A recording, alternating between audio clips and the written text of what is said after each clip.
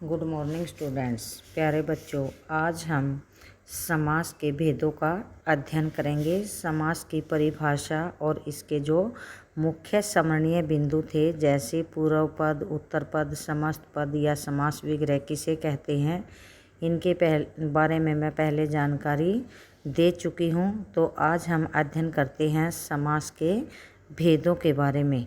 तो जो समास के भेद होते हैं उस पर विद्वानों का अलग अलग मत रहा है।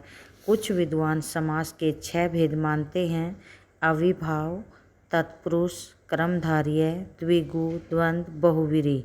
यहाँ हम जब विचार करते हैं तो हम पाते हैं कि क्रमधारय और द्विगु समास दोनों में पूर्व पद प्रधान होता है और जो तत्पुरुष समास है उसका भी पूर्व पद प्रधान होता है। तो इस तरह से इस आधार पर क्रमधारय और द्विगु समास को तत्पुरुष समास का ही उपभेद मान लिया जाता है।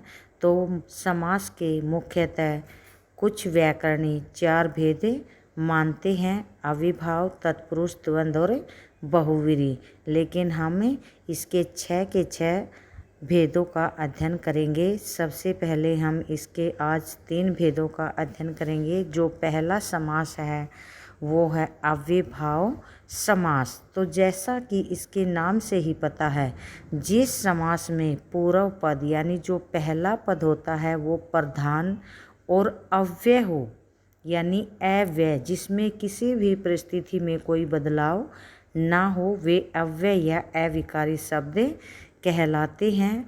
तो ऐसा जो पहला पद हो जिस भी समास का, जिस भी समस्त पद का, तो उसे अव्ययभाव समास कहते हैं।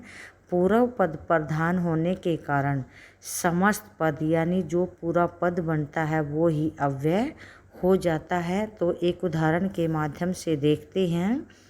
प्रति मास, तो इसका विग्रह करेंगे तो प्रत्येक मास। तो यहाँ पर जो प्रति शब्द है वो अव्यय है यानी बिना बदलने वाला है। इसको हम किसी भी लिंग, वचन, पुरुष काल में प्रयोग करेंगे तो ये यथावत रहेगा। इसके अंदर कोई बदलाव, कोई विकार नहीं आएगा। और इसके साथ ही मास लगने से जो प्रति मास है यानी प्रत्येक मास है वो हमारा समस्त पद अव्यय हो गया है। इसी तरह से एक अन्य उदाहरण है यथाशक्ति।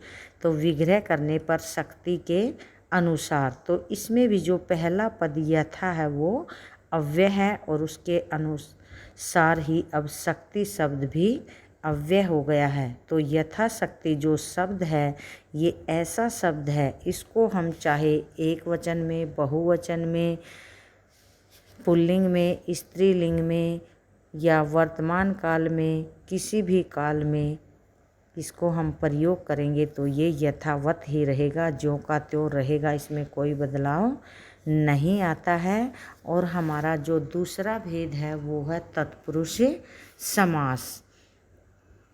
तो इसमें जिस समास में उत्तर पद प्रधान हो यानी पूर्व पद पहले वाला पद और उत्तर पद बाद वाला पद, तो उसे तत्पुरुष समास कहते हैं। अविभाव में हमने देखा कि जो पूर्व पद है वो अव्यय भी होता है और प्रधान भी होता है, उसी की महत्ता होती है।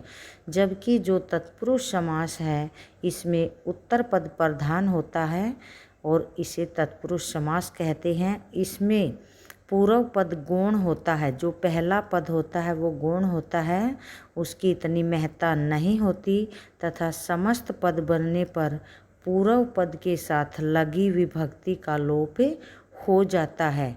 और विभक्तियाँ तथा अन्य आधार पर इसके निम्नलिखित भेद होते हैं। जिस तरह से कारक के भेद होते हैं इसी तरह से हमें उसी के आधार पर इसको क्रम तत्पुरुष, करण तत्पुरुष, संप्रदान तत्पुरुष, अपादान तत्पुरुष और संबंध तत्पुरुष, अधिकरण तत्पुरुष और नज तत्पुरुष समास के भेद मानते हैं। तो ये सारे तत्पुरुष समास के भेदों के अंतर्गत आते हैं। तो इनमें समस्त पद में जो कर्म कारक की विभक्ति को है उसका लोप हो जाता है।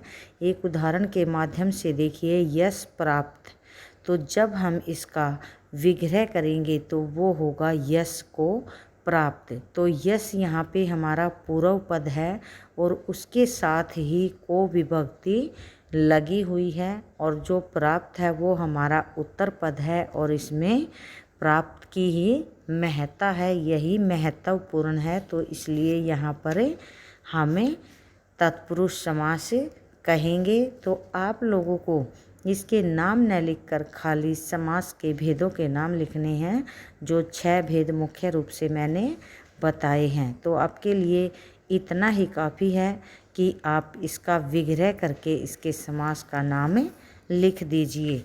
तो हमारा जो तीसरा भेद है वो है कर्मधारय समास। तो इसकी क्या पहचान होती है बच्चों?